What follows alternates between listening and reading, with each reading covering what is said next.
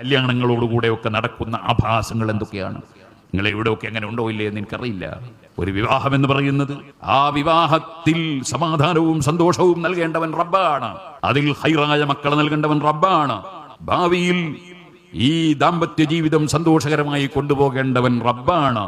ആ റബ്ബിന്റെ സഹായമില്ലാതെ വല്ലതിനും സാധിക്കുമോ? 2, 3, 4 മക്കളുള്ള സ്വന്തം ഭാര്യ ആ മക്കളെയും കൂട്ടി ഇറങ്ങിപ്പോകുന്ന രംഗങ്ങൾ.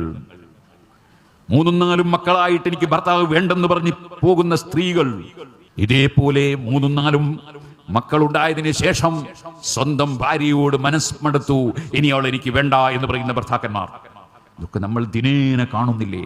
ആരാണ് നമുക്ക് സന്തോഷകരമായ ജീവിതം മരണം വരെ തരേണ്ടത്? ആരാണ് നമ്മെ നിയന്ത്രിക്കുന്നത്? ആരാണ് നമ്മെ ഭരിക്കുന്നത്? അവനല്ലേ അല്ലാഹ്.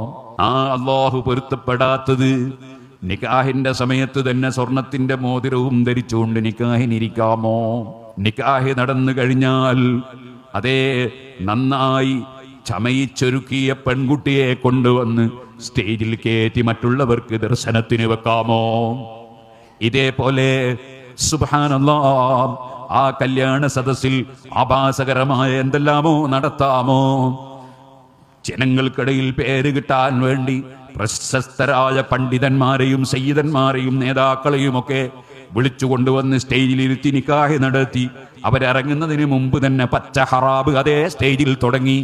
അങ്ങനെയല്ലേ പല കല്യാണങ്ങളും പൊടിപിടിക്കുന്നത്? കാലം കുറച്ചേ മുന്നോട്ടെത്തിയാൽ ഇതിന്റെ ഭാവി കാര്യങ്ങൾ എന്താണെന്ന്, ദുന്യാവിലുള്ള വിഷയം നിനക്കറിയാമോ? ആഖിറത്തിലുള്ളതറിയാമോ? ഇല്ല.